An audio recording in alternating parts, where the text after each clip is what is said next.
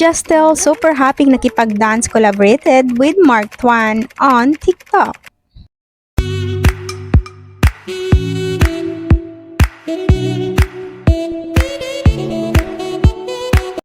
Today, August 3, 2026, super happy na naman nga muli ang lahat ng Justel supporters dahil nakasama at nakasayaw nila Stel at Bunso Justin ang Taiwanese-American rapper, singer, and songwriter na si Mark Tuan na masaya din na ibinahagi nito sa kanyang TikTok account ang collab cute niyang dance video with SB19 Justel.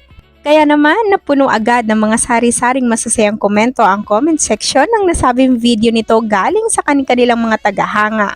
Ayon sa isang 18 fan ni Ja, masaya umano siya para sa kanyang bias dahil isa daw ito sa dream collab ni Justin with Mark Tuan. Narito pa ang ilang komento.